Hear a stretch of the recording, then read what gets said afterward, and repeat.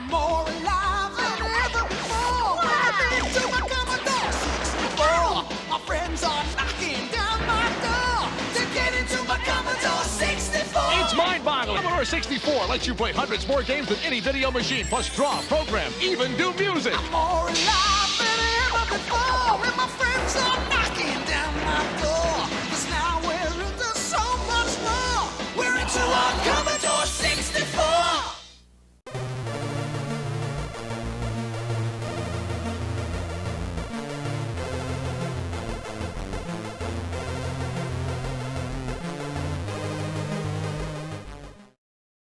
The Addams Family is a platform game based on the 1991 film of the same name and developed and published by Ocean Software. It was released for home consoles such as the Super Nintendo Entertainment System, computers such as the Amiga, and handheld consoles like the Game Boy. The game has the player control Gomez Addams. His mission is to rescue other members of the Addams family from the clutches of Abigail Craven, who, alongside the judge, and the family attorney Tully Alford, is trying to seize the Addams' wealth. The game is non-linear, with players moving throughout the mansion's many inside and outside areas, some of which are hidden. Opponents include bosses each holding a member of the Addams family hostage, making them necessary to defeat. Power-ups, extra lives, and money are also collectible. Ocean, a leader in the market of video game adaptations of film in the late 1980s, began development of the tie-in for the Addams Family film in April 1991, before the film switched studios from 20th Century Fox to Paramount Pictures. It was originally planned to be a puzzle video game released only on computer consoles. However, that changed when Ocean was called by the studio to develop a version for the SNES. The final result was that all versions, including the computer versions, were platformers with the same storyline, setting and objective. The game was critically well received for its graphics, sound and music, but also was widely considered to be a derivative platformer of its time. Alien is a 1984 hybrid strategy, adventure video game developed by Concept Software, and published by Argus Press Software for the Commodore 64, and ZX Spectrum, and later ported for the Amstrad CPC in 1985. It is based on the science fiction horror film Alien. Alien is an omniscient menu-driven game. The player is put in charge of all of the crew members of the Nostromo. The game starts with one of the crew members being killed by the alien, which mirrors the death of Cain when he gives birth to the alien in the movie. The player moves the characters around on a map grid representation of the ship as they search for the alien. Littered around the map are various objects that are useful, such as nets, incinerators, pistols, and oxygen tanks. The player can order one of the crew members to pick up such objects and use them when needed. Based on the current situation, the emotional status of the crewmen can change. Their emotional status can range from confident, stable, uneasy, shaken, hysterical, and broken. This means that the crew members will not always obey the player's orders, and can be frozen by fear or unwillingness to enter a hazardous situation. Ordering characters to pick up weapons can positively affect their emotional status, and make them more likely to follow orders. Sending a character off alone can negatively affect their emotional status, causing them to perform poorly. Furthermore, like in the film, one of the crew members is secretly an android and he will turn on the other crew. When the crew is reduced to 3, there is the option of activating the ship's self-destruct sequence and escaping in the Narcissus.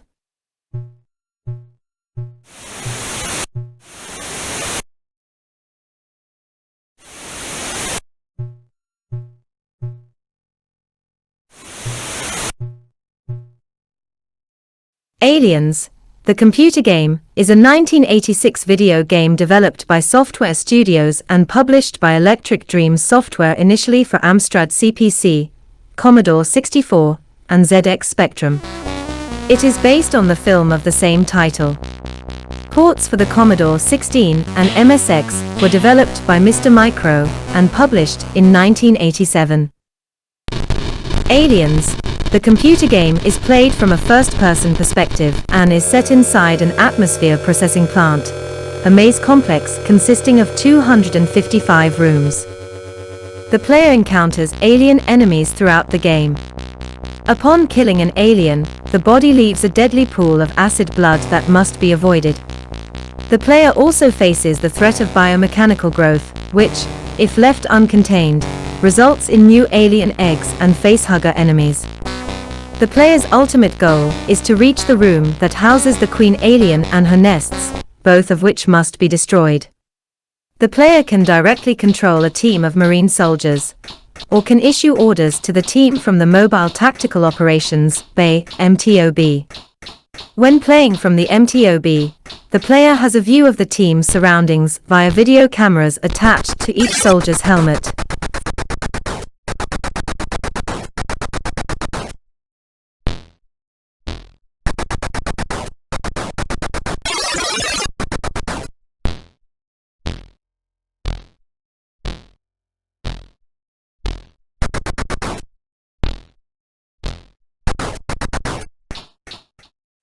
Alien 3, stylized as Alien Cubed, is a run-and-gun game based on the 1992 film of the same name.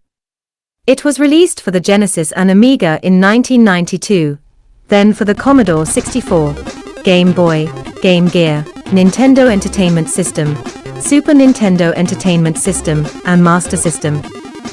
Each version was developed by Probe Software, except for the Game Boy version, which was developed by Bit Studios. 2. Acclaim Entertainment published the game. 2. With Virgin Interactive Entertainment publishing the Europe-exclusive Amiga version. Alien 3 received generally positive reviews, with most critics praising its music and graphics. Alien 3 is a side-scrolling run-and-gun game in which the player controls Ellen Ripley, the film's main character, who progresses through the Fiorina 161 prison colony that was featured in the film. The player can jump, shoot, climb ladders, crawl through tunnels, open doors and use elevators.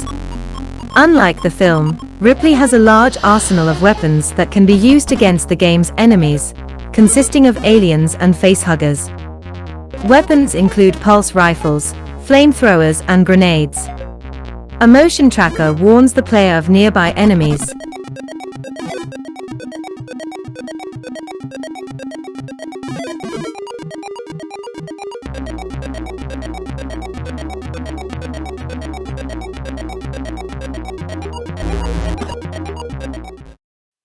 The game is a side-view arcade adventure. The aim of the game is to get George McFly to spend as much time as possible with Lorraine Baines. The more time George and Lorraine spend together, the more they will fall in love, and thus more segments will be added to the family photograph in the bottom right corner. The photograph in the bottom right and left of the screen gradually disappear if the player does nothing, thus setting a time limit on the game. The player can find various objects to help him, such as love poems, a cup of coffee, alien suit and a guitar. He also has a skateboard to move around quickly.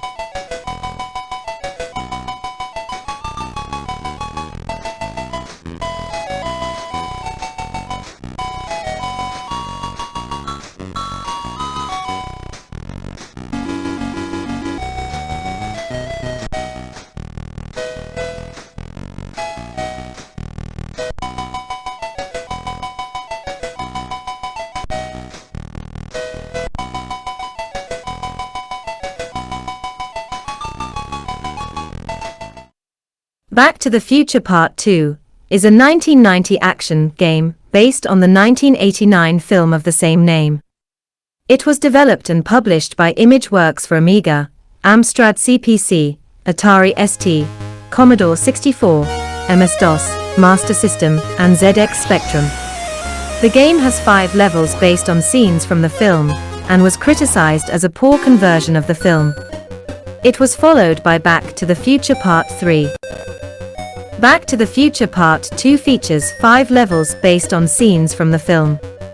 Marty McFly, his girlfriend Jennifer Parker, and Emmett Doc Brown time travel from 1985 to 2015 to prevent the couple's future children from turning out badly. The game includes an introduction sequence that depicts the DeLorean time machine as it travels to 2015. The first level is a side-scroller, in which Marty uses a hoverboard around Hill Valley, and must avoid oncoming vehicles while evading Griff and his gang.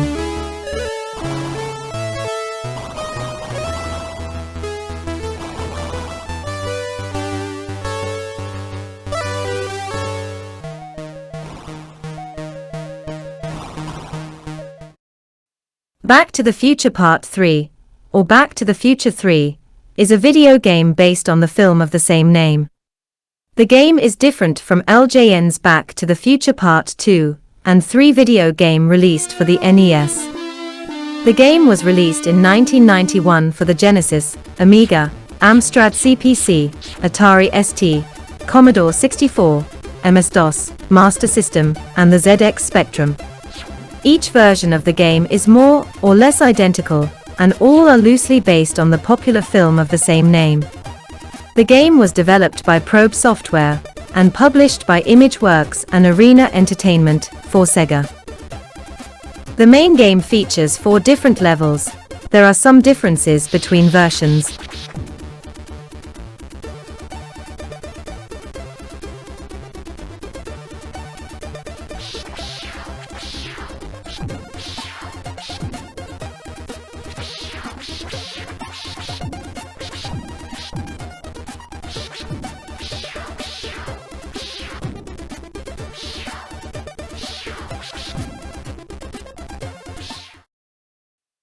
Batman, also known as Batman, the Movie, 1, is an action video game developed and published by Ocean Software based on the 1989 film of the same name.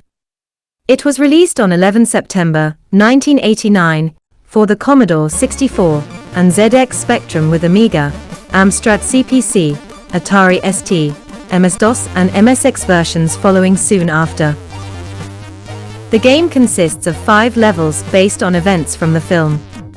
Each stage has a time limit and a health gauge, represented by Batman's face turning into the Joker's, with Batman losing a life if he runs out of either.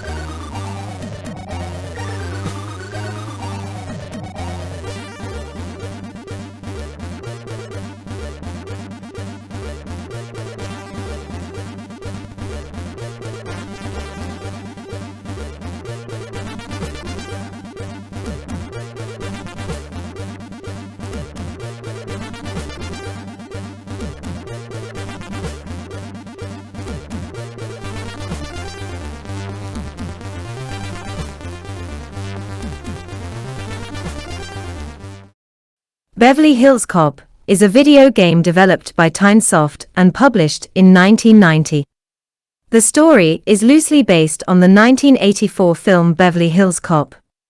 The player controls Axel Foley in 4 distinct subgames: a side-scrolling action game, a driving game, an overhead view shooter, and a first-person shooter. The game was released on Commodore 64, ZX Spectrum, BBC Micro, Amstrad CPC, Amiga, Atari ST, and MS-DOS.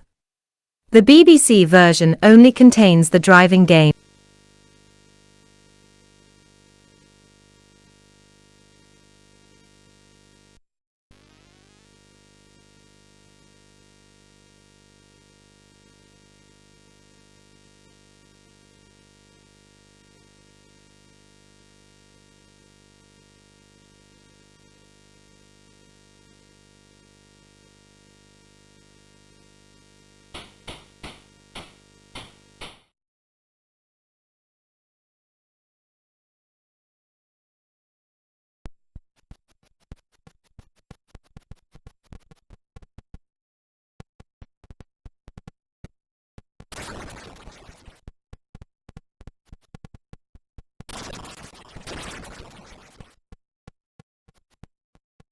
Big Trouble in Little China is a side-scrolling beat 'em up designed by Mev Dink and published by Electric Dream Software in 1986 for the Amstrad CPC, Commodore 64, and ZX Spectrum.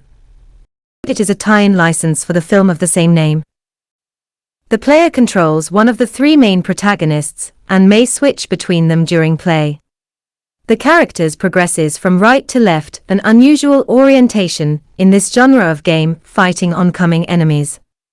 Initially, the three characters fight unarmed, but each has a weapon of choice that can be collected.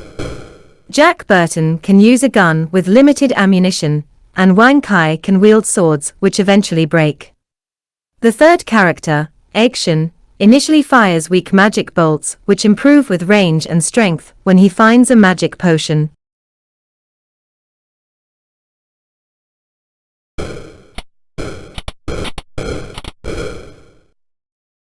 Biggles, 1986, Mirrorsoft. This game is not based off of the adventure books by Captain W. E. Johns.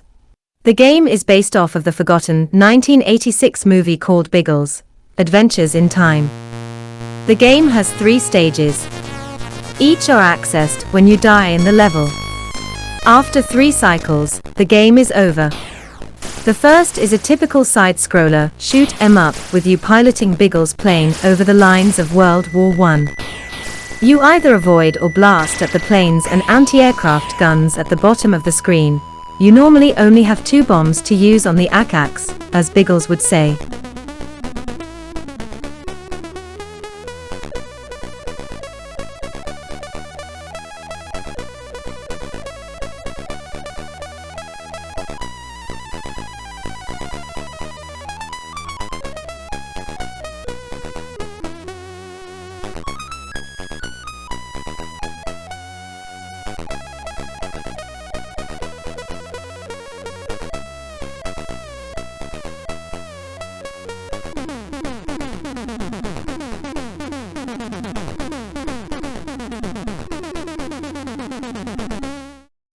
Bill and Ted's Excellent Adventure is a single-player graphic adventure video game for the Commodore 64, Amiga and MS-DOS platforms.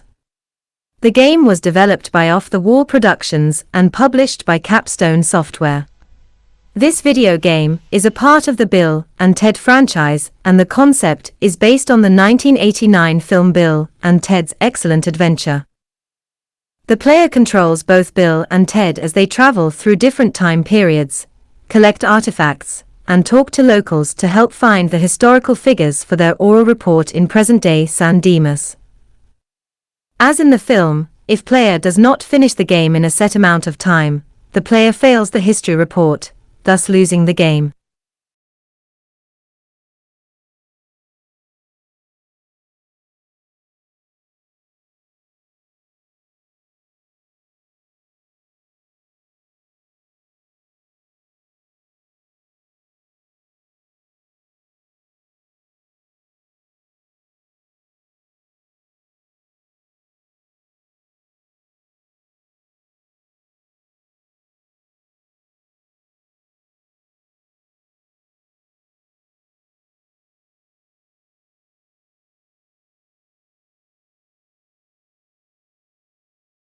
Blade Runner is a 1985 shoot 'em up game loosely inspired by the 1982 film Blade Runner. The game was published in 1985 by CRL Group plc for Commodore 64, ZX Spectrum, and Amstrad CPC. Reviews of the game were mostly negative. The plot of the game is similar to the associated movie. Replidroids, sick for replicants, designed for use in space, have been banned from Earth following a revolt on a colony. The role of eliminating any replidroids found on Earth is given to a unit of bounty hunters.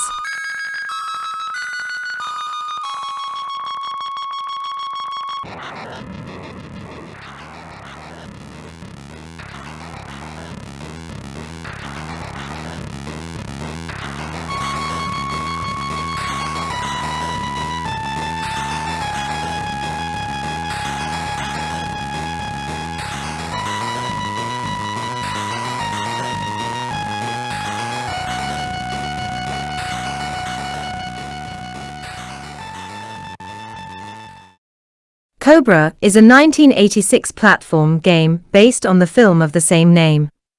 It was developed and published by Ocean Software, and was released in Europe for Amstrad CPC, Commodore 64, C64, and ZX Spectrum by 1990.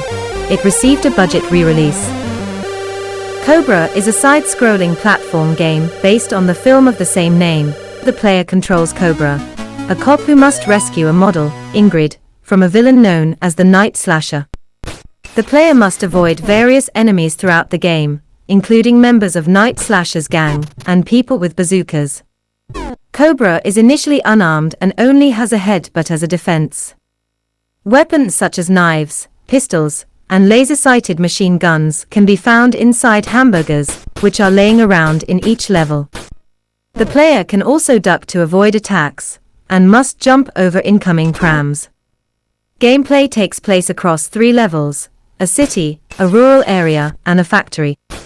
The player ultimately faces off against the Night Slasher in the factory. In the Commodore 64 version, snake heads are used to indicate the number of lives, and a hamburger icon represents the player's amount of energy.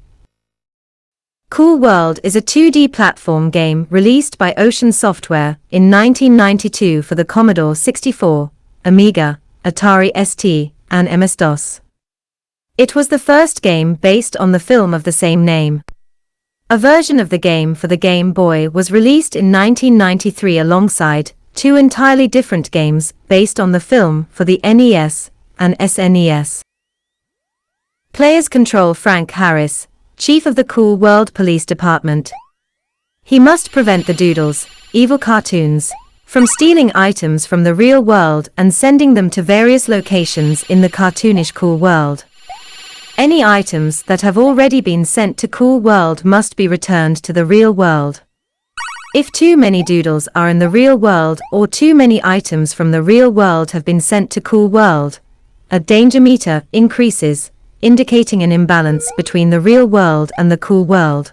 Players must keep a balance in each level for 5 minutes, otherwise, Frank's associate Nails the Spider informs the player that he blew it.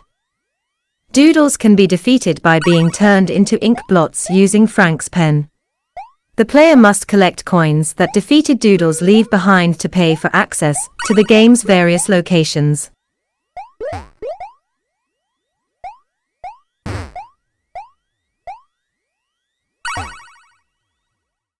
The Dam Busters is a combat flight simulator set in World War II, published by US Gold in 1984. It is loosely based on the real-life Operation Chastise and the 1955 film. The game was released in 1984 for the ColecoVision and Commodore 64, in 1985 for Apple II, DOS, MSX and ZX Spectrum, then in 1986 for the Amstrad CPC and NEC PC 9801. The player chooses from 3 different night missions, each of which is increasingly difficult. In all 3, the goal is to successfully bomb a dam. On the practice run, the player can approach and bomb the dam without any other obstacles. The 2 other missions feature various enemies to overcome, and the flight start from either the French coast or British airfield. During your flight, the player controls every aspect of the bomber from each of the 7 crew positions: pilot, front gunner, tail gunner, bomb aimer, navigator, engineer, and squadron leader. Leaving any of these positions unattended during an event could spell the death of the person in that position, rendering it useless during further encounters. The player must evade enemies, plan your approach, and set all of the variables speed, height, timing, etc., to execute a successful bombing. Sometimes, it becomes necessary to deal with emergencies, such as engine fires. While en route to the target, the player can expect to encounter attacks by enemy aircraft, barrage balloons, flak and enemy searchlights. Events like this will flash along the border of the screen, while indicating the key to press to take the player to the station in need of assistance. For example, when flying through enemy searchlights, the player will need to man the gunner's station and shoot out the lights on the ground. If left unattended, the player can expect flak and enemy aircraft to start damaging the bomber. Once the player begins the final run to their target, they are presented with the custom bombing sights, as made famous by the story.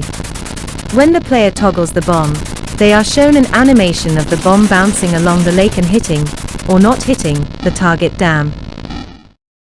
Darkman is a video game that was developed by Ocean Software, Painting by Numbers on the NES version, Twilight on the Commodore 64, and ZX Spectrum versions, and published by Ocean Software in 1991. It was released for the Amiga, ZX Spectrum, Amstrad CPC, Commodore 64, and Atari. Darkman had two different games of the same name, one for the Nintendo Entertainment System and the other for Game Boy. The game's plot is loosely based on the film of the same name.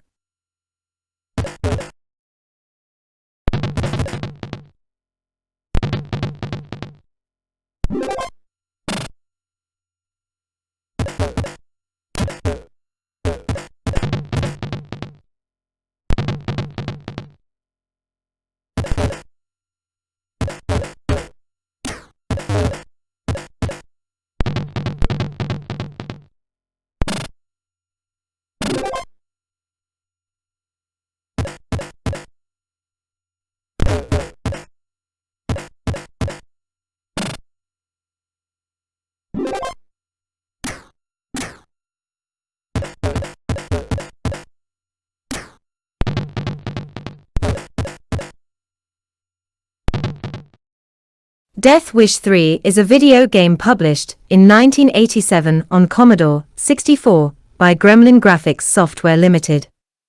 It's an action game, set in a shooter, licensed title and movies themes, and was also released on Amstrad CPC and ZX Spectrum.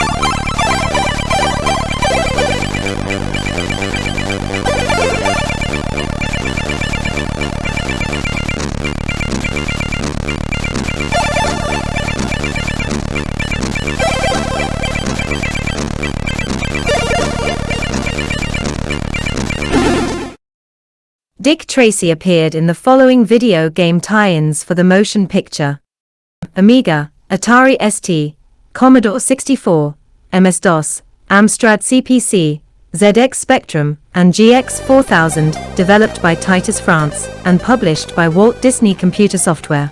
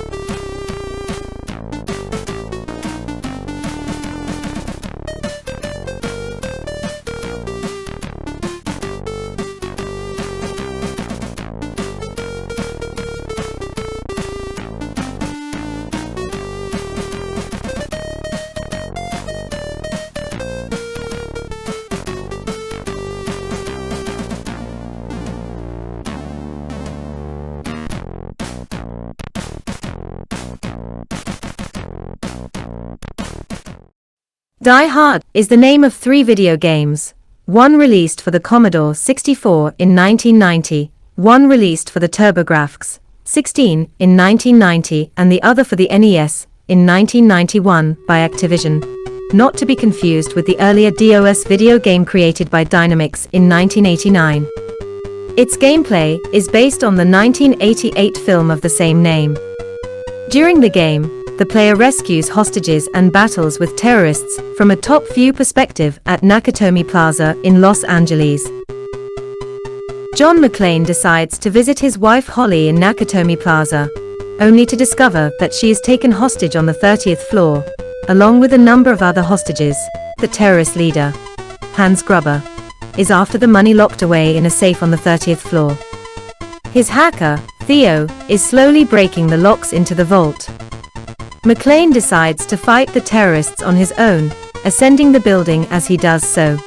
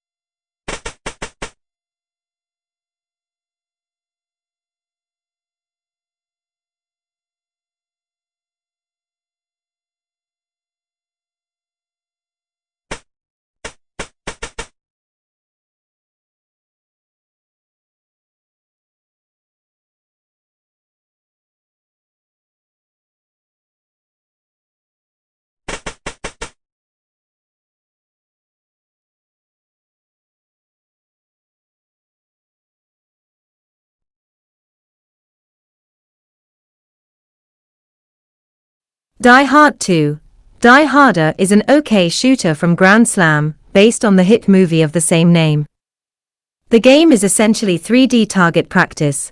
You shoot the baddies from a first-person perspective, and each stage is the same as the previous one except for different background graphics and baddies. The stages replicate locations seen in the movie, e.g. airport terminal, and so on, although there is no attempt to flesh out the plot or develop any character. Die Hard 2 is simply an average target practice game that fans of the movie may enjoy for a few minutes before they get bored and turn to something else more exciting, such as watching the movie again.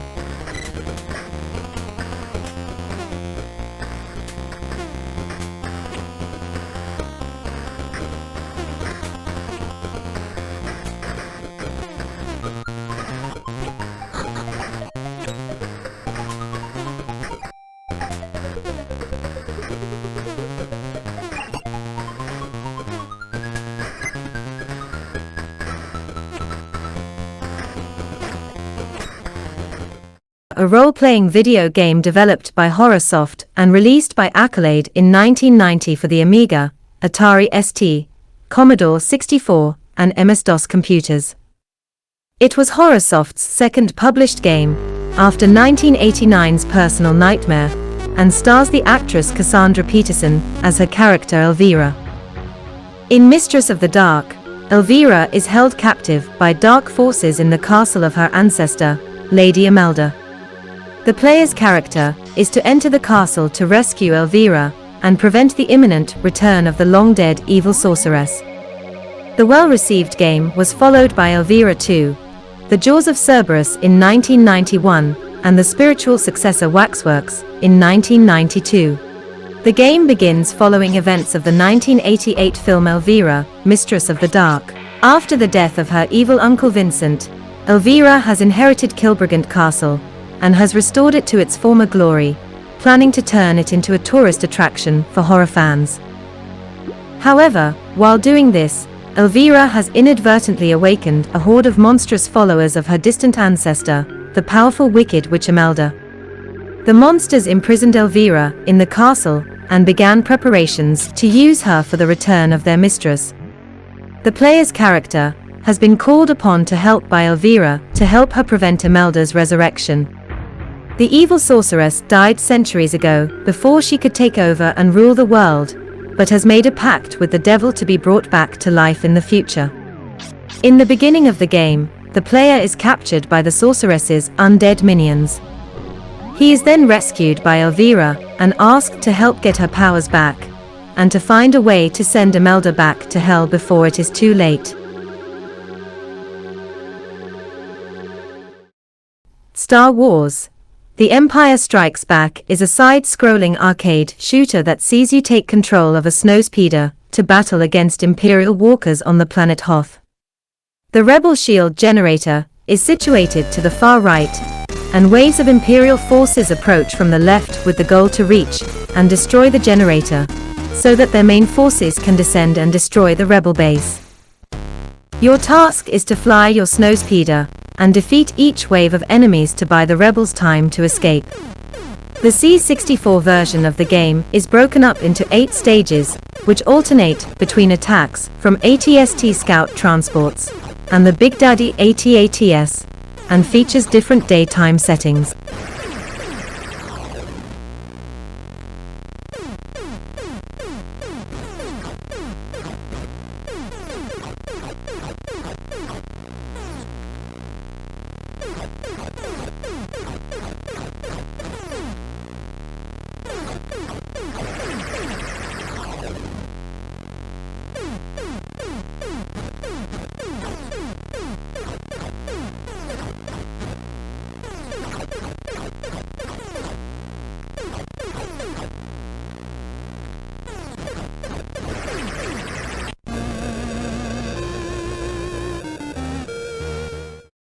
Produced by Palace Software for the Commodore 64, BBC Micro, and ZX Spectrum.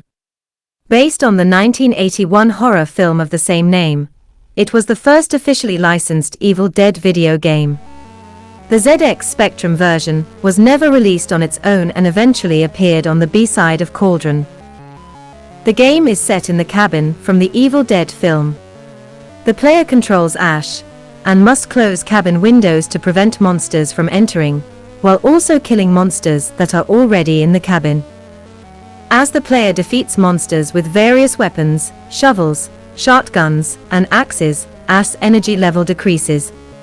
Ash must continuously pick up new weapons in order to increase his energy.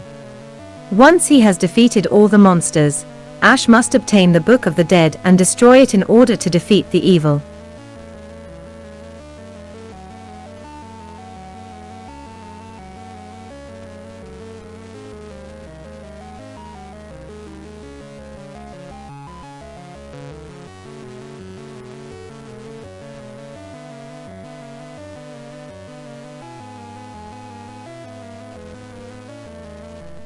Friday the 13th, the computer game, often shortened to Friday the 13th, is the first game adaptation based on the films of the same name. It was released in 1986 by Domark for the Amstrad CPC, Commodore 64, and ZX Spectrum. 2. The game was released on floppy diskette and cassette tape. The player's goal is to find and kill Jason, while making sure their friends, or they themselves, are not killed by Jason. The player can roam freely around the scenery and walk both inside and outside buildings. Jason, as well as other characters, do the same. It is the player's task to make sure their friends do not get killed by Jason, who often appears disguised as one of them, unless he is hit once and becomes visible as a man dressed in black. 3. Various improvised weapons, e.g., a chainsaw, a pitchfork, a machete, etc., are scattered around the camp and inside various buildings such as a barn, a church and a cabin. Once picked up, they can be used to confront Jason. There are 5 levels in the game and each time the player assumes the role of another character. The character assignment is random at the start of the round. The game uses an early pseudo 3D view along with a more traditional side view, depending on the character's location.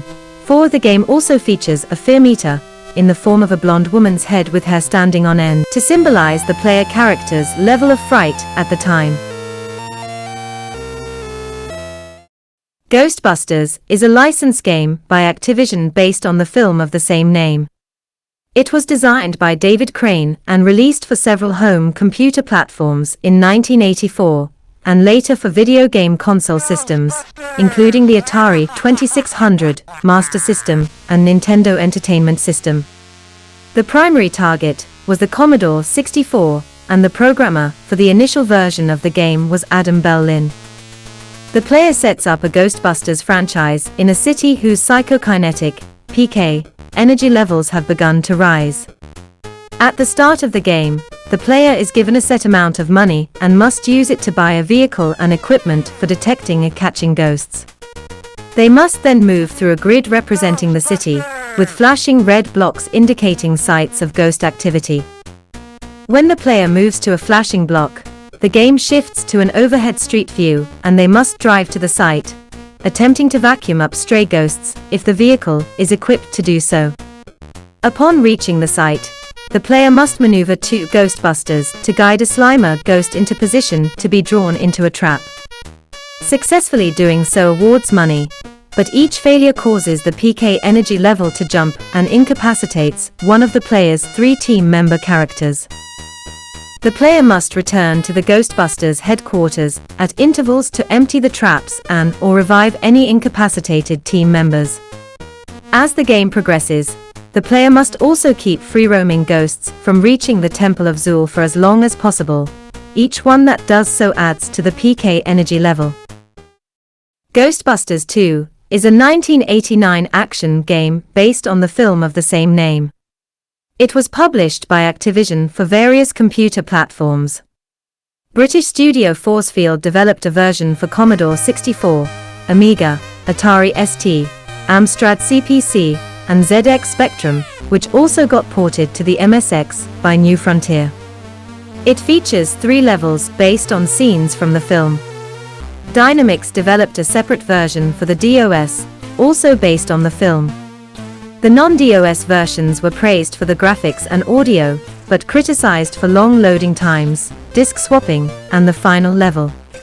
The DOS, Commodore 64 and Amiga versions were the only versions released in North America.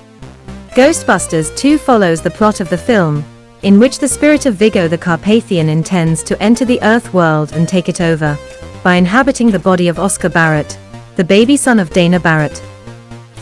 The player controls the Ghostbusters team as they try to stop Viggo.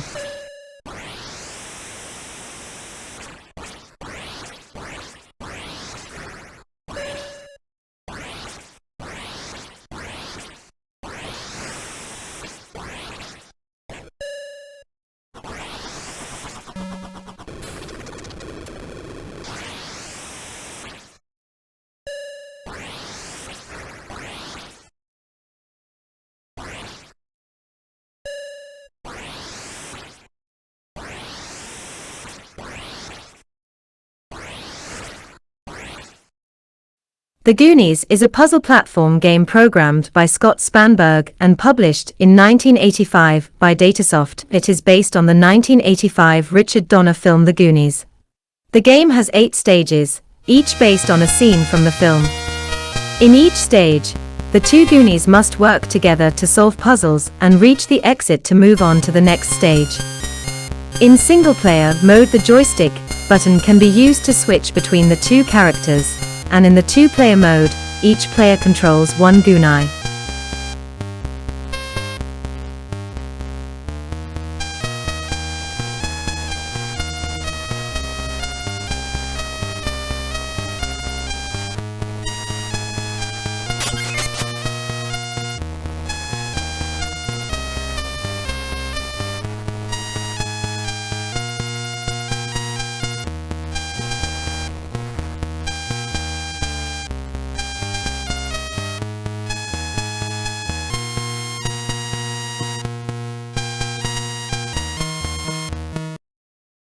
The Great Escape is a video game, which shares a title and similar plot to the film The Great Escape. It was programmed by Denton Designs, which went on to produce the similarly acclaimed Where Time Stood Still. The Great Escape was published by Ocean Software in 1986 for the ZX Spectrum, Commodore 64, Amstrad CPC, and DOS. The well-known converter Trevor Innes created the Commodore 64 version.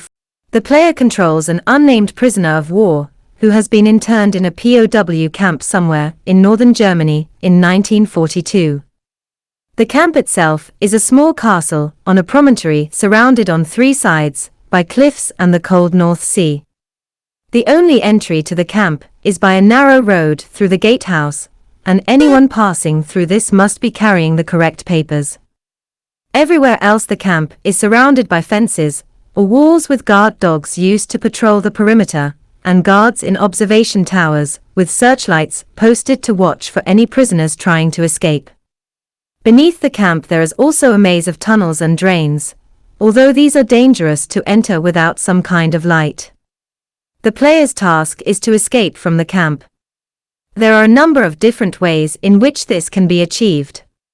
The gaming environment is displayed in isometric 2.5D with the player's character initially in bed at the beginning of a day in the camp. The prisoner has a daily routine, along with all the other prisoners, which includes roll call, exercising, mealtimes and bedtime. The other prisoners will follow this routine, and if the player does not control the main character for a short period of time, their character will join in the routine. There are soldiers guarding the camp, and they will apprehend the player if he is seen out of routine. Prison guards only arrest on touch, and only detect prisoners in their line of sight, or indoors. In 1985, Adventure International, UK, publishes Gremlins, the adventure on Commodore 64. Also published on Amstrad CPC, BBC Micro, Electron and ZX Spectrum, this adventure game is abandonware and is set in an interactive fiction, licensed title, puzzle elements and movies themes.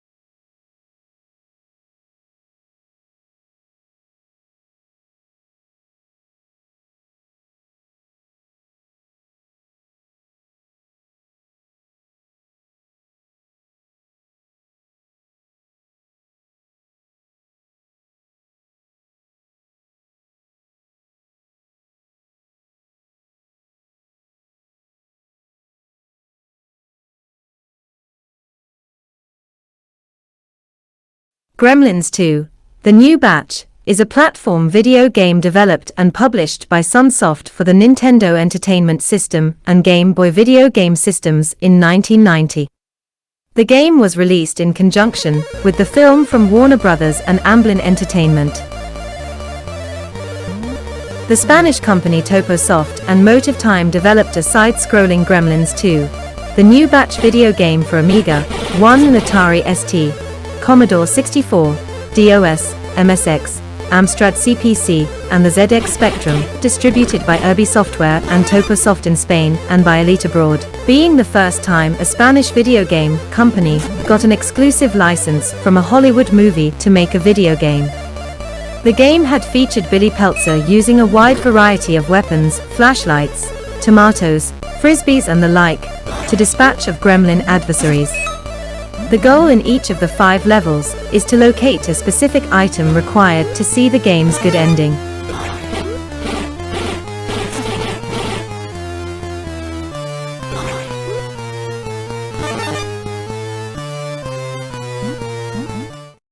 Highlander is a video game tie-in to the Highlander franchise released in 1986, the same year as the film, published by Ocean Software for the ZX Spectrum, Commodore 64, and Amstrad CPC home computers.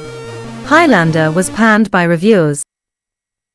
Highlander is an arcade fighting game in which the player controls one of 2 swordsmen. In the single-player mode, the player plays as Connor MacLeod and must fight 3 opponents in one-on-one combat. His mentor Ramirez, then Vizier, named Fazil in the film, before finally facing the Kurgan, named the Kurgan in the film. In each fight the objective is to reduce the opponent's health to 0, at which point he is beheaded and the player wins the fight. A 2-player mode is also available. There have been several video games based on the 1991 film Hook. A side-scrolling platform game for the Nintendo Entertainment System, NES, and Game Boy was released in the United States in February 1992. Subsequent side-scrolling platform games were released for the Commodore 64 and the Super Nintendo Entertainment System (SNES) and an arcade beat 'em up by IRM later, in 1992, followed by versions for the Sega CD, Sega Genesis, and Sega's handheld Game Gear console in 1993. A graphic adventure point-and-click game, developed and published by Ocean Software, was released for Amiga, Atari ST, and DOS in 1992. In each version of the game, the player plays as Peter Pan, who must go through Neverland to rescue his children after they are kidnapped by Captain Hook. Each version of the game is set in Neverland and concludes with a sword fight between Peter Pan and Captain Hook.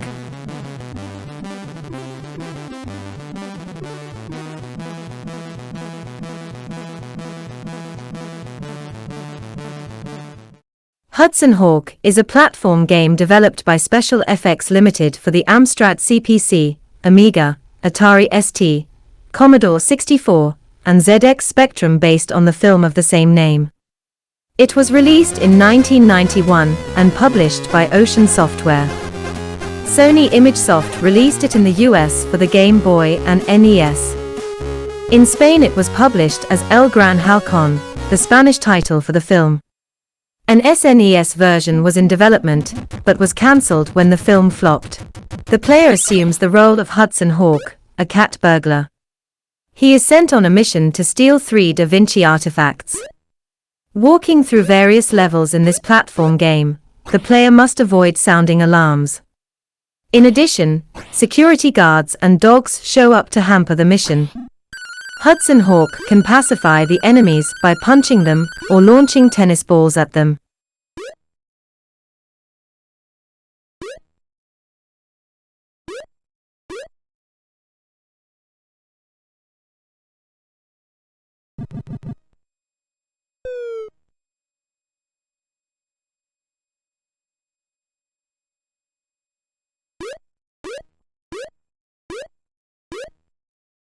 Indiana Jones and the Last Crusade.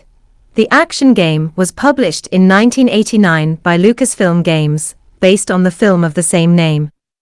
The game was released for the ZX Spectrum, Amstrad CPC, Commodore 64, Atari ST, Amiga, IBM PC, MSX, Master System, NES, Game Boy, Sega Genesis and Game Gear. It is a different game from Indiana Jones and the Last Crusade, the graphic adventure, also released in 1989. There is also a different game for the Nintendo Entertainment System titled Indiana Jones and the Last Crusade, released by Taito in 1991. As in the film, the player's quest is to find the Holy Grail. The player must find the Cross of Coronado, the Knight of the First Crusade's shield and Henry Jones' Grail Diary.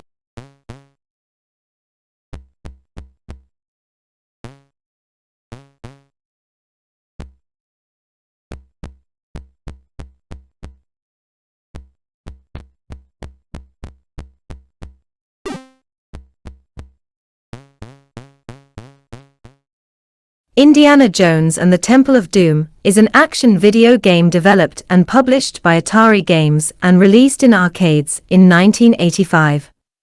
It is based on the 1984 film of the same name, the second film in the Indiana Jones franchise. It is the first Atari System 1 arcade game to include digitized speech, including voice clips of Harrison Ford as Indiana Jones and Amrish Puri as Mola Ram, as well as John Williams' music from the film. The player assumes the role of Indiana Jones as he infiltrates the lair of the evil Thuggy cult, armed with his trademark whip. Controls consist of an 8-position joystick and a button to use the whip. The player's ultimate goal is to free the children the cult has kidnapped as slaves, recover the stolen relics known as Sankar stones, escape the temple, and defeat the cult leader Mola Ram. After selecting one of 3 difficulty levels, the player progresses through 3 stages based on different scenes from the film.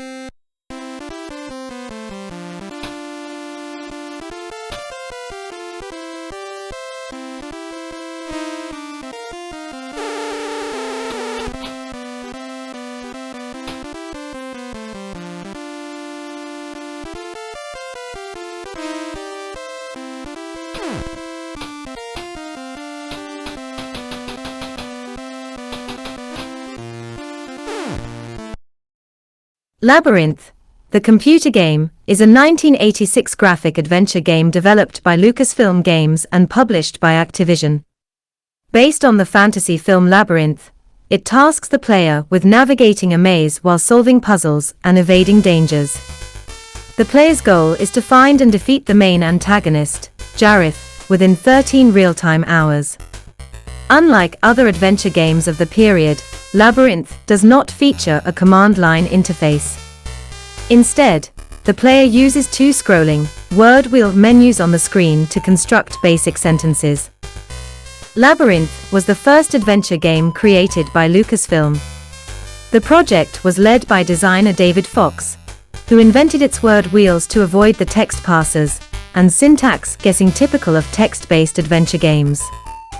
Early in development, the team collaborated with author Douglas Adams in a week-long series of brainstorming sessions, which inspired much of the final product.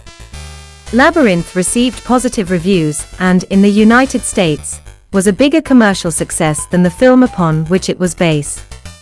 Its design influenced Lucasfilm's subsequent adventure title, the critically acclaimed Maniac Mansion. Lethal Weapon is a video game based on the film series of the same name created by Shane Black. It was developed by Ocean Software and Eurocom and released in 1992 and 1993 by Ocean and Nintendo. It was released in conjunction with Lethal Weapon 3, the third installment of the series. The Commodore 64 version was developed by Ocean and released in 1992. In this version, Riggs or Murtaugh can only be selected at the beginning. The game is linear instead of allowing players to select their missions, and most importantly, the levels were redesigned.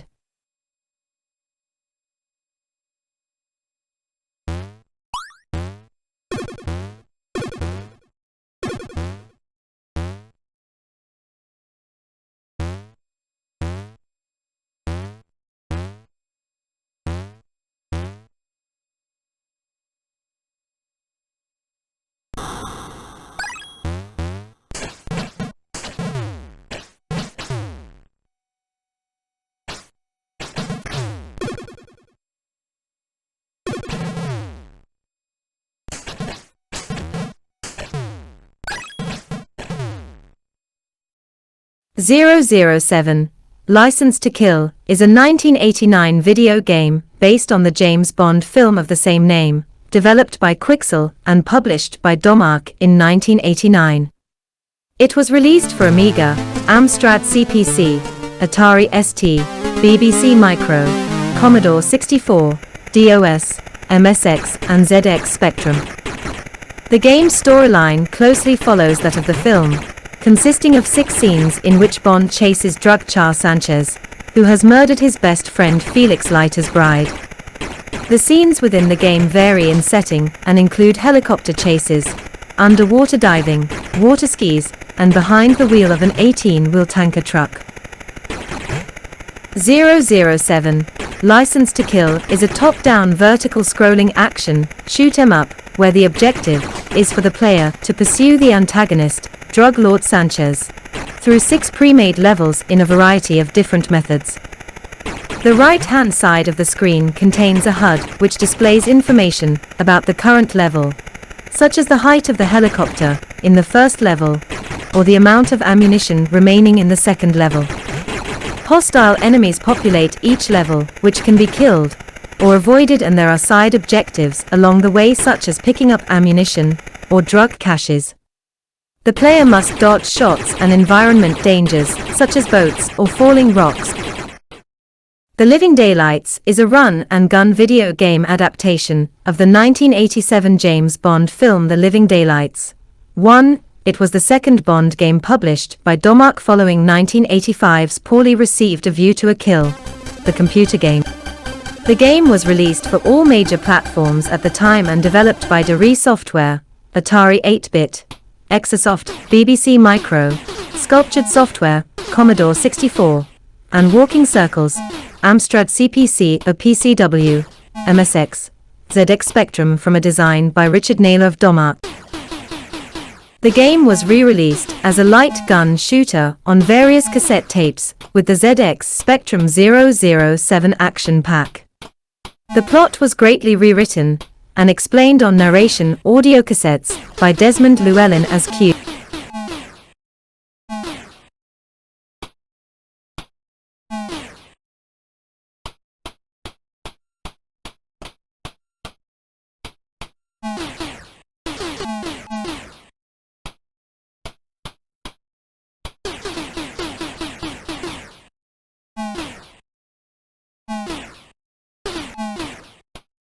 Masters of the Universe. The movie is an action-adventure game developed by Gremlin Graphics and published in 1987. It is based on the American film Masters of the Universe, 1987, directed by Gary Goddard. The film and the game are part of the Masters of the Universe media franchise. A promotional photo of Dolph Lundgren as He-Man and Frank Langella as Skeletor illustrates the video game packaging. The MSX version of the game is titled Masters of the Universe. Two other Masters of the Universe video games were published in the same year: Masters of the Universe, the arcade game, and Masters of the Universe, the Super Adventure.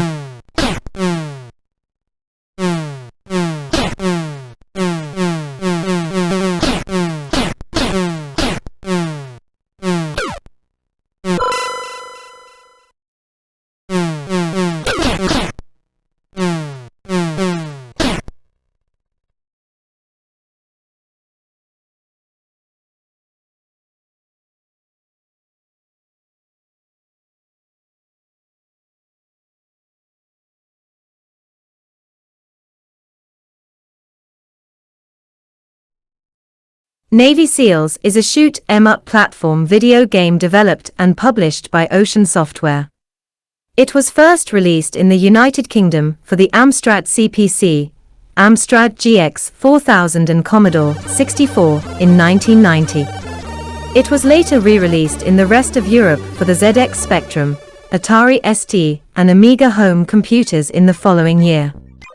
It was then ported to the Game Boy on the 1st of September 1991 in the United States. The game is based on the film of the same name and follows the protagonist, Lieutenant Dale Hawkins, progressing through 5 side-scrolling levels. The game was developed by Ocean Software, renowned for creating video games based on films and other licensed properties. Navy SEALs focuses on Hawkins recovering caches of Stinger missiles from Arab soldiers in the Middle East. The game received positive reviews upon release, with critics mainly praising the graphics, presentation, and challenging gameplay, but the criticism was directed at the ZX Spectrum port, which received disapproval over its monochrome graphics.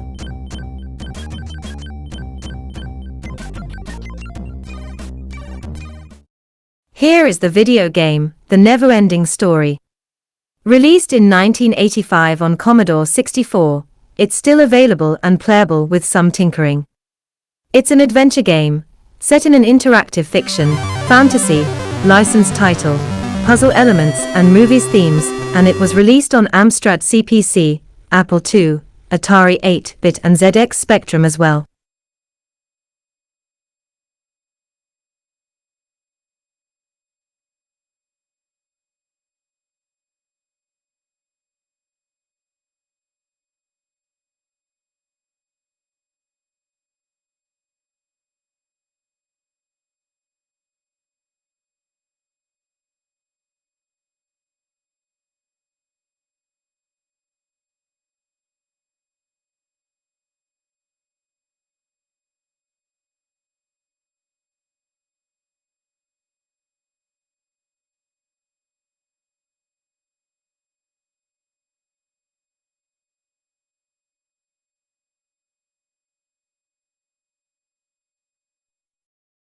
First in a slated trilogy of games, based on a cult classic movie of the same name, Nightbreed is a first-person action game that stars you as Boone, the hapless hero in the movie.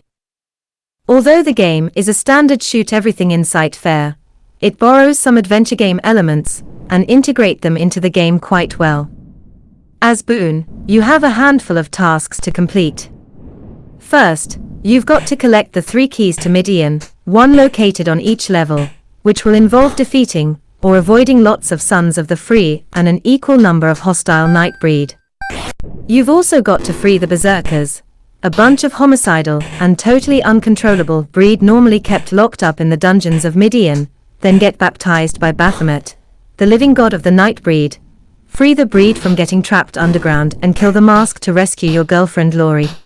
The game will give you a task, for instance, finding Baphomet and getting baptized.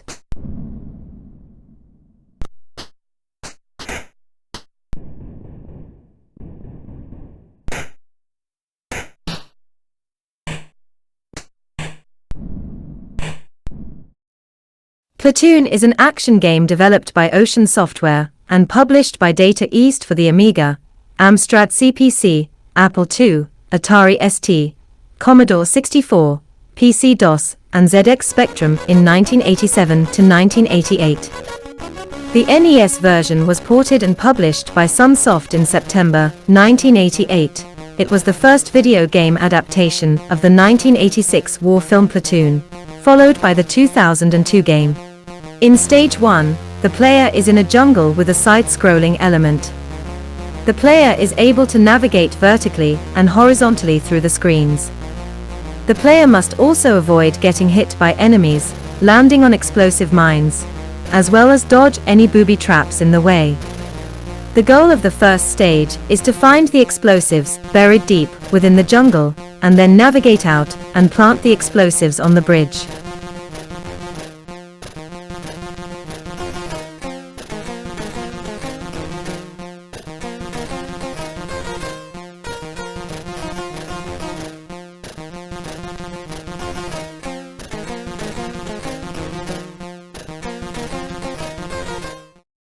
Predator is a 1987 side-scrolling action game based on the 1987 film Predator, and the first game based on the franchise. The player starts with no weapons and must collect them as the game progresses.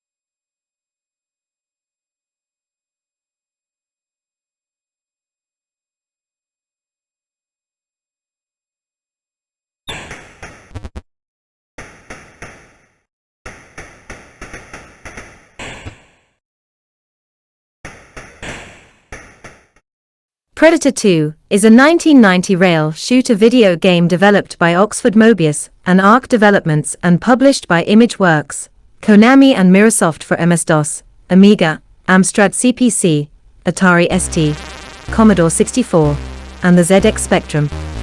It is based on the film of the same title. The gameplay bears a lot of similarities to other first-person shooters, particularly Operation Wolf and Dynamite Duke.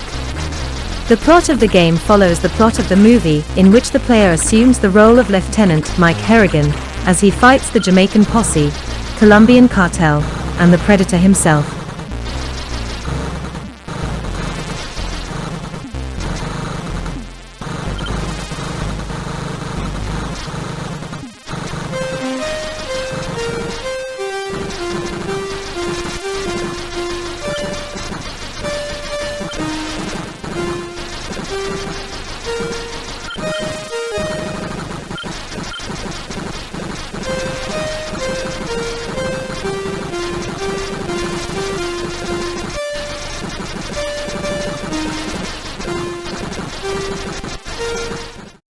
Psycho is a graphic adventure game with a key-based verb interface.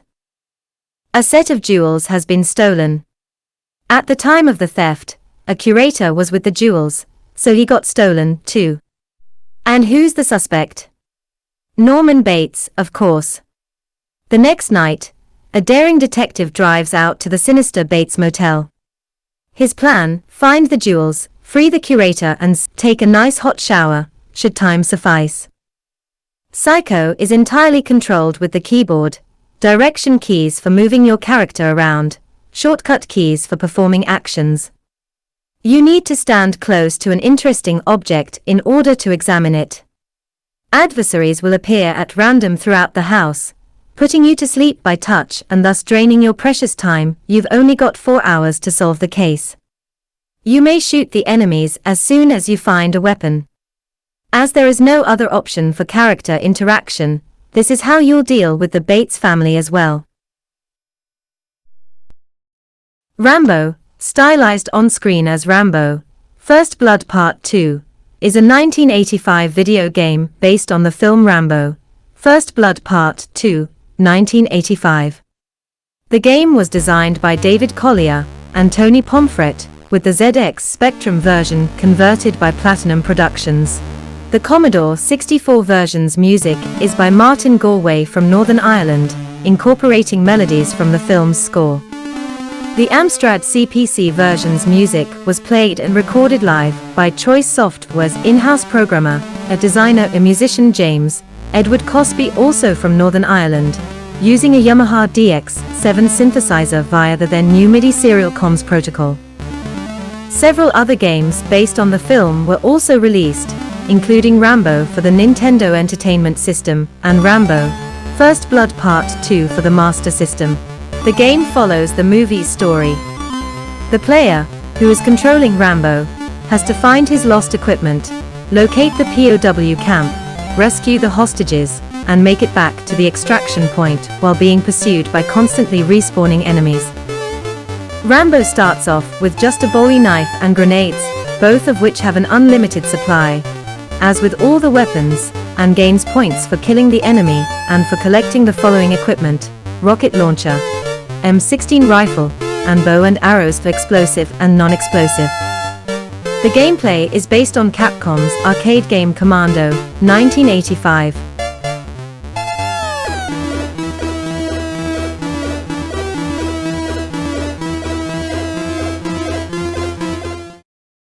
Rambo 3 is a series of video games based on the film Rambo 3, 1988.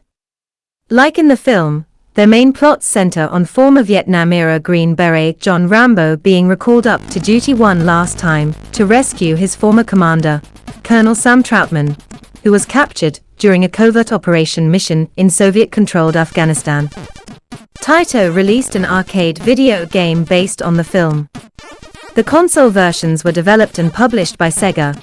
The IBM PC-compatible version was developed by Ocean and published by Taito, and Ocean developed and published the other home computer versions: Atari ST, Amiga Spectrum, C64, Amstrad CPC.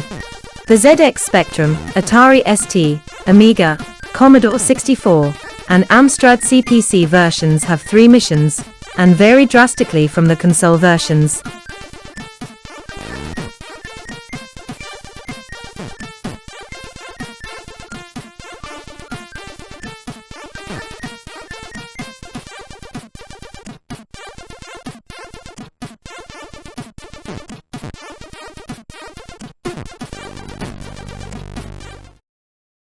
Red Heat is a beat 'em up video game based on the 1988 film of the same name.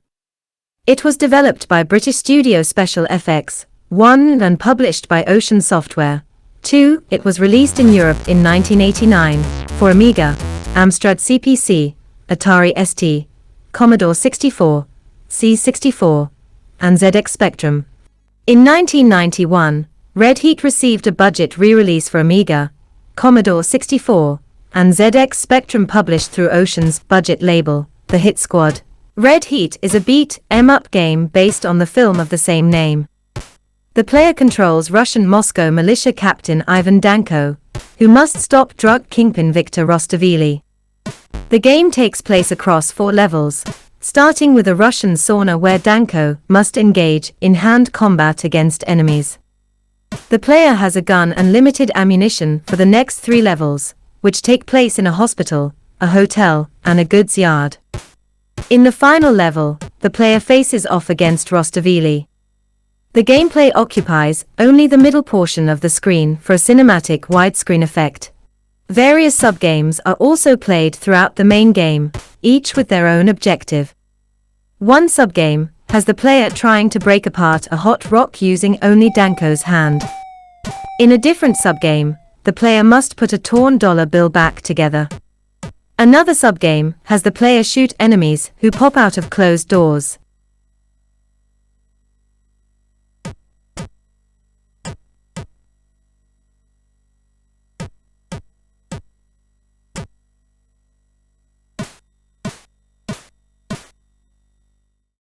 Star Wars: Return of the Jedi is an isometric scrolling shooter released as an arcade video game in 1984 based on the film from the previous year. It was the second arcade release by Atari based on the Star Wars franchise, but using raster graphics rather than the vector graphics of the first and third arcade games. Several home ports were released by Domark for the Amstrad CPC, BBC Micro, ZX Spectrum, Atari ST, Commodore 64, and Amiga in 1988. The game is included as an unlockable extra on Star Wars Rogue Squadron 3, Rebel Strike for GameCube. The player takes control of 3 different vehicles in stages based upon the Return of the Jedi film. Gameplay is from an isometrically projected perspective and is broken into 3 stages. In the first, the player pilots a speeder bike to the Ewok village. The next stage involves piloting the Millennium Falcon to destroy a reactor. Another speeder bike stage follows. The final stage involves piloting both an AT-ST and the Millennium Falcon in rapid succession in a fight against a Star Destroyer.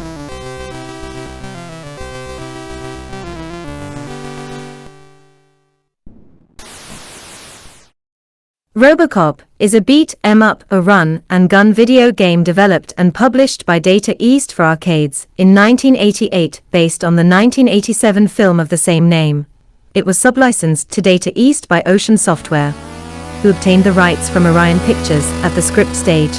Data East and Ocean Software subsequently adapted the arcade game for home computers.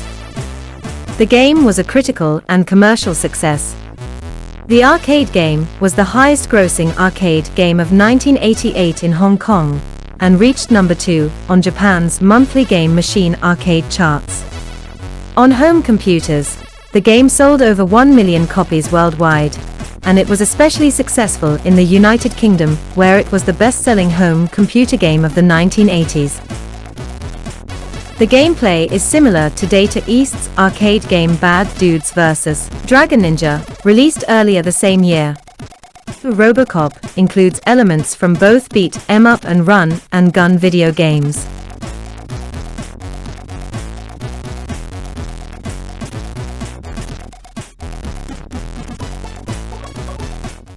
Robocop 2 is a platform shooter video game based on the 1990 film of the same name. The game was released for several platforms, including Amiga, Amstrad GX 4000, Atari ST, Commodore 64, Game Boy, Nintendo Entertainment System, and ZX Spectrum. Ocean Software developed and published several versions, and Data East manufactured an arcade version. A sequel, Robocop 3, was released in 1991-93, itself based on the film of the same name. Robocop 2 is based on the 1990 film of the same name, in which a Detroit cyborg cop known as Robocop must stop a drug distributor, Kane, from spreading a new drug known as Nuke. The Game Boy and Nintendo Entertainment System (NES) versions are primarily shoot-em-up games. They differ from the Amiga, Amstrad GX 4000 and Commodore 64 versions, which also differ from each other.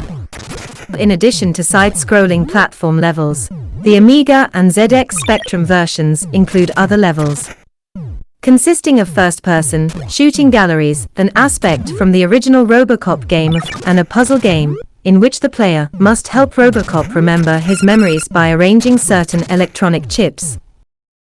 RoboCop 3 is a video game based on the 1993 film of the same name. Amiga, Atari ST, and DOS versions were developed by Digital Image Design beginning in September 1990 and published by Ocean Software in December 1991. The Digital Image Design version includes multiple gameplay styles.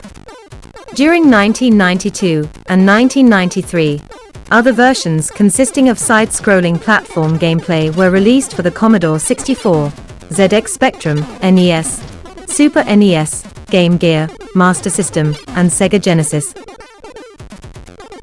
RoboCop 3 is based on the 1993 film of the same name, in which RoboCop, a cyborg police officer, attempts to stop a corporation from forcing the relocation of Detroit citizens so it can build the new Delta City.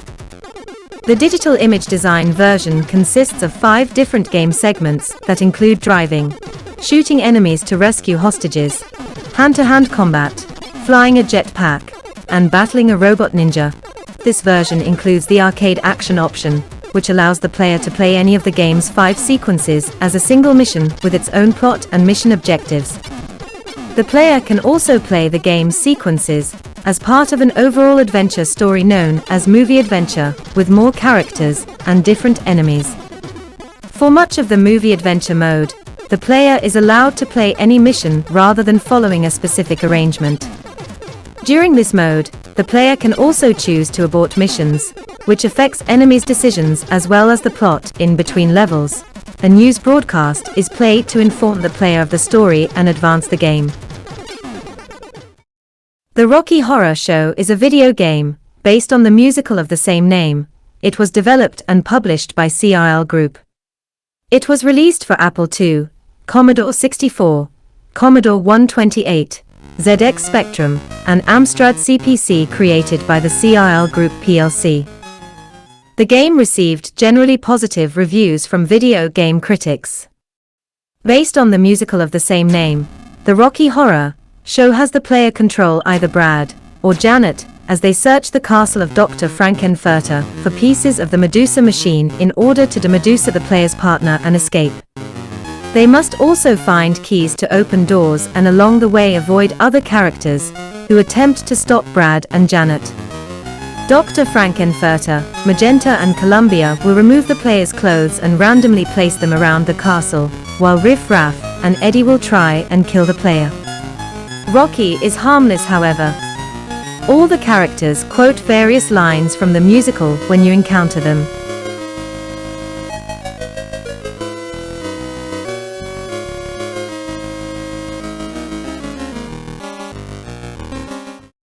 The Running Man is a 1989 beat-em-up video game based on the 1987 film of the same name. It was developed by Emerald Software and published by Grand Slam Entertainments for Amiga, Amstrad CPC, Atari ST, Commodore 64, and ZX Spectrum. The Running Man is a side-scrolling beat-em-up game based on the 1987 film of the same name. Set in Los Angeles in 2019, the player takes control of former policeman Ben Richards, who was framed for the murder of innocent civilians. He is chosen by host Damon Killian to compete for his survival on the television game show known as The Running Man. The player can crawl, kick, and run. The game is played across 5 levels, each one featuring a primary enemy. The first 4 enemies are stalkers, who are tasked with killing Richards. As in the film, the stalkers include Sub-Zero, Buzzsaw, Dynamo, and Fireball. The final enemy is Killian, who is confronted by Richards in the TV studio. Other enemies throughout the game include dogs and guards. Energy can be regained by kicking the dogs. In between levels is a time-limited puzzle game, which restores full energy if it is solved. The puzzle game presents 2 images side by side, with the left one being jumbled. The player is tasked with arranging the image on the left side to match the image shown on the right.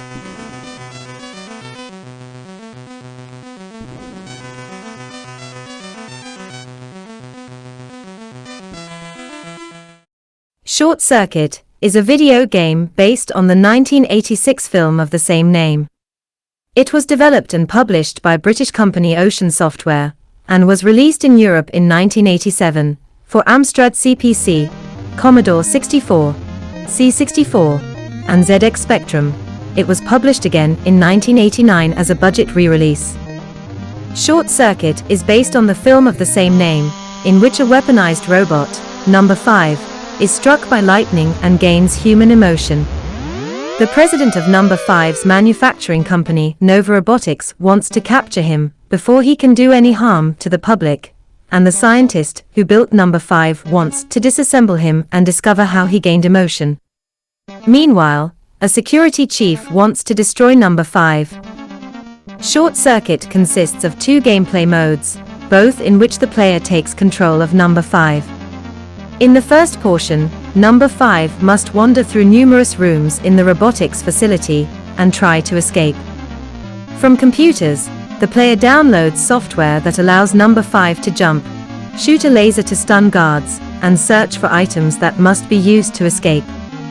The player must also locate instructions for how to build a decoy robot later in the game. The second portion is a side-scrolling game in which Number 5 must evade security guards and other robots while running through country land. Animals are encountered on Number 5's path, and he must avoid running into them. Otherwise, he feels remorse for harming the wildlife and will eventually shut himself down if it occurs often enough. Likewise, the player must be careful not to kill the guards with Number 5's laser. The player wins the game by reaching a van and building the decoy robot.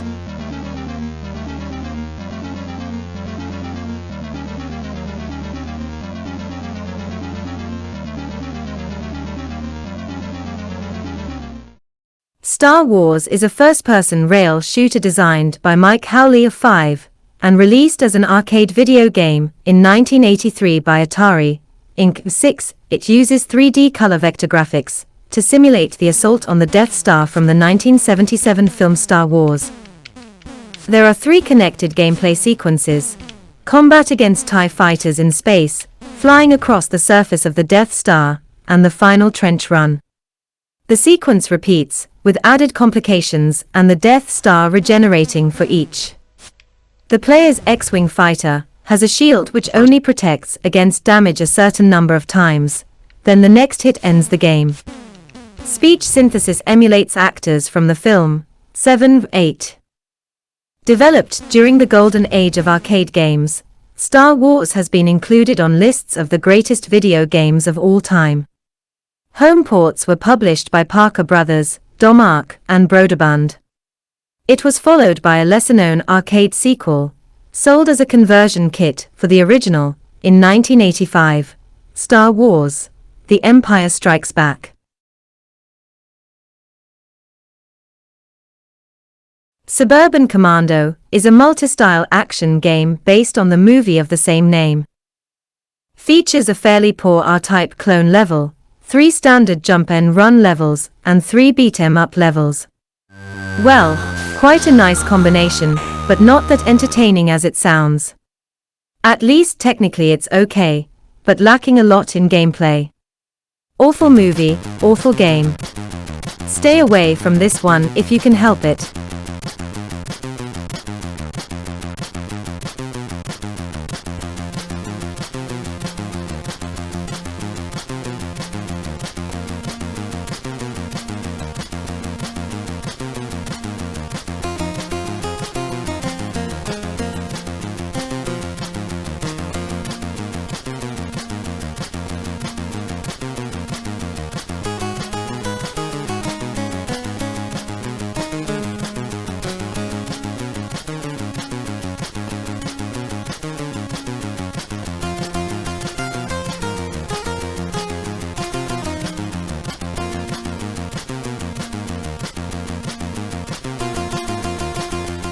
Terminator 2: Judgment Day is a 1991 action video game developed by Dementia and published by Ocean Software.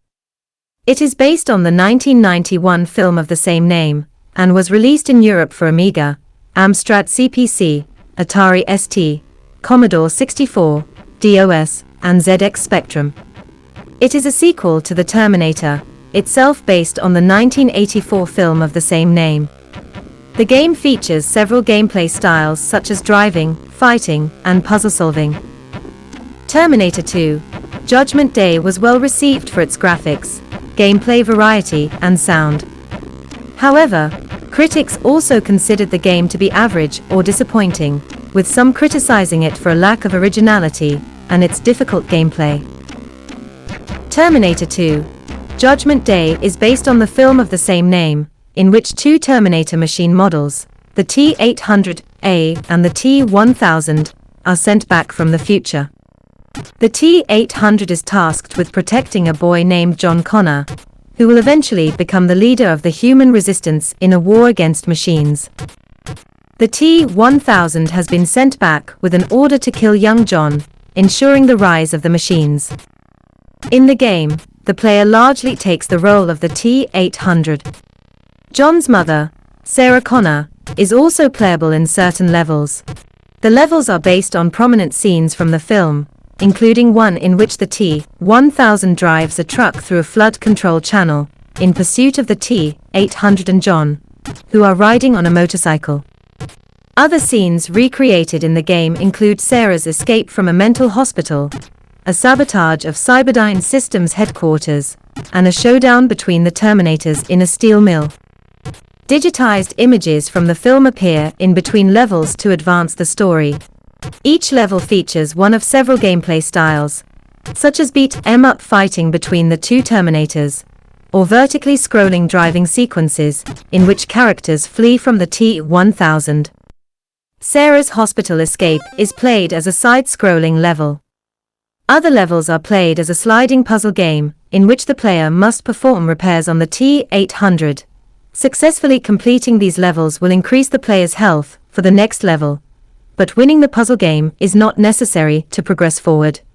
The ZX Spectrum version has 7 levels, while the Amiga and Atari ST versions have 8. The C64 version has 9 levels. The ZX Spectrum version does not include the digitized film images.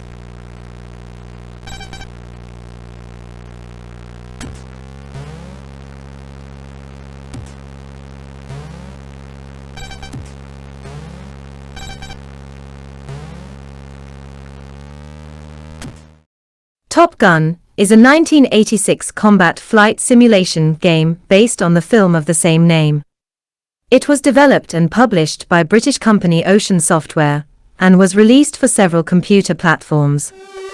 In the United Kingdom, it was released for Amstrad CPC, Commodore 64, and ZX Spectrum in December 1986. The following year, it was released for Atari ST in the United States. It was published by Thunder Mountain in 1989. It was published by the Hit Squad as a budget re-release for ZX Spectrum and Commodore 64. Top Gun is a combat flight simulation game. The game is viewed with 2 vertical split screens, one for the player's fighter plane and one for an enemy plane. Both screens are viewed from within the cockpit. On each level, the player faces off against 3 enemy planes, one at a time. The player advances to the next level after defeating the 3 planes. The player can use a machine gun and missiles against enemies, who become more difficult to defeat as the game progresses.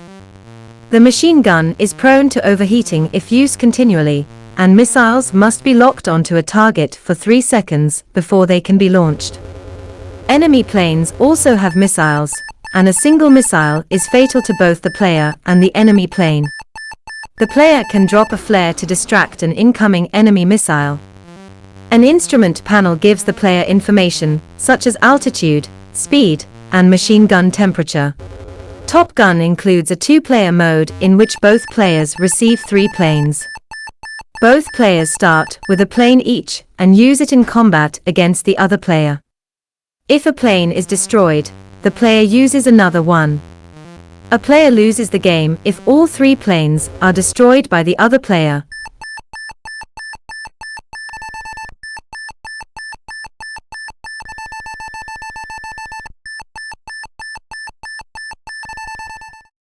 Total Recall is a 1990 platform game developed and published by Ocean Software that was released for the Commodore 64, Amiga, Amstrad CPC, ZX Spectrum, Atari ST, and Nintendo Entertainment System.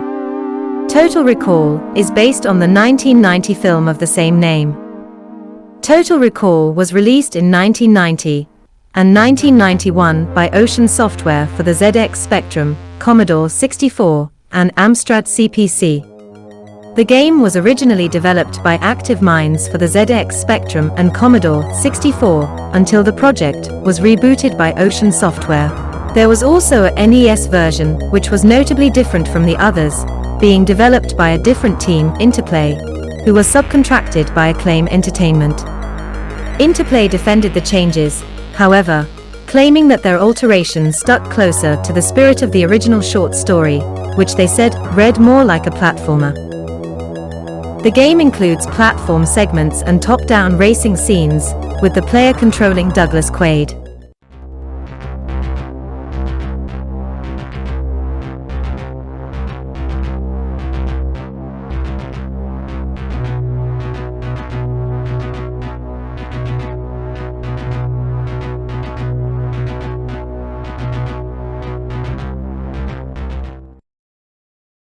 The Untouchables is a video game released by Ocean Software in 1989 on ZX Spectrum, Amstrad CPC, Commodore 64, MSX, Atari ST, Amiga, DOS, NES, and SNES. It is based on the film The Untouchables.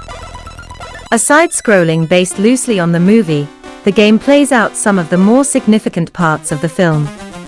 Set in Chicago, the primary goal of the game is to take down Al Capone's henchmen and eventually detain Capone.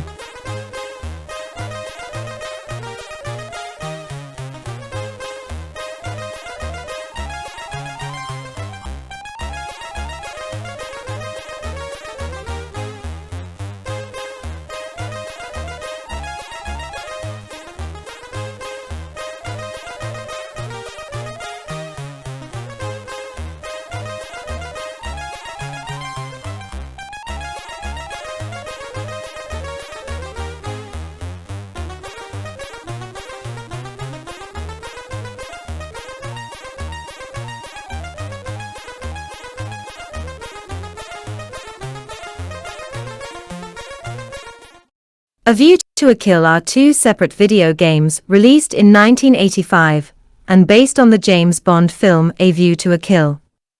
The first, an action game titled A View to a Kill, the computer game, was developed and published by Domark.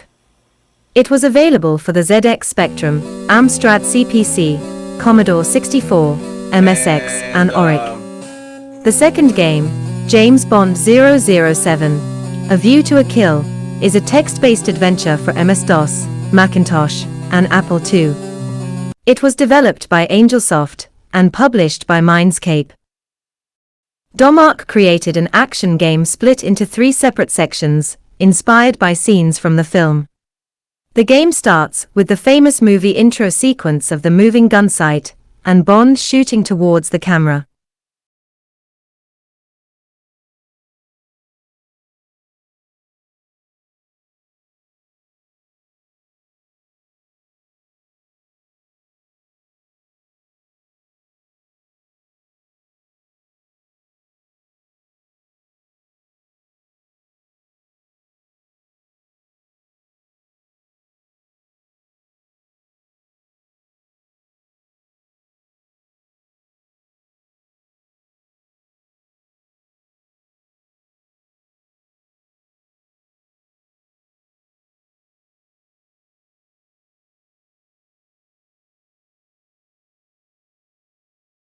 War Games is a strategy video game developed by Coleco for the ColecoVision and published in 1984.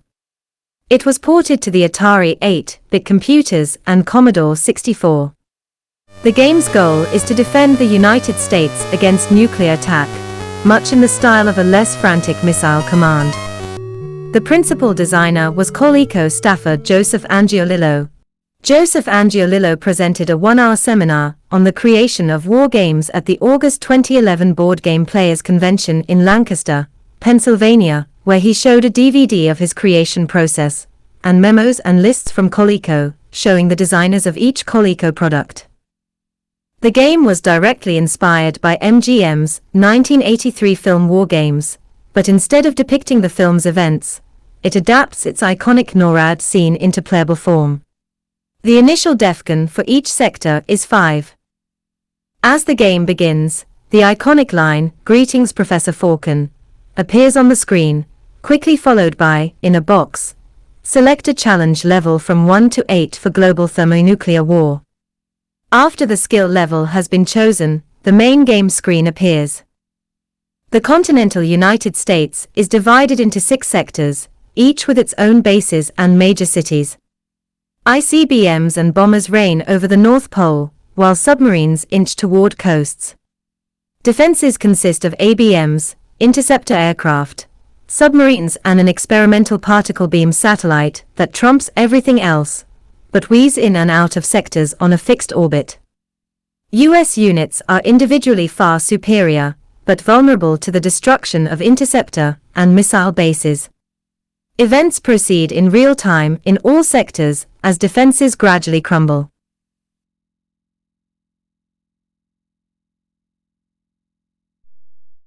Who Framed Roger Rabbit is a video game based on the film of the same name for DOS, Amiga, Atari ST, Apple II, and Commodore 64. It was released by Buena Vista Software in 1988. The player controls Roger Rabbit through 4 levels, each with its own specific task to complete. In the first level, the player must drive Benny the cab to reach the Ink and Paint Club ahead of the Toon Patrol, jumping and swerving to avoid cars and puddles of dip in the road. The second level is set within the club. Here, the player must pick up all the sheets of paper being laid on the tables by the penguin waiters, since one of them is Marvin Acme's will. However, the player has to avoid picking up whiskey drinks, or being grabbed by the club's gorilla bouncer. The third level is another race against the Toon Patrol to Acme's Gag Factory, and the fourth requires the player to use various joke items to get past the weasels, stop Doom, and save Roger's wife Jessica from being obliterated by Doom's dip cannon. The box includes a short catalog of items available in the final level, providing the player with hints on how to complete the game.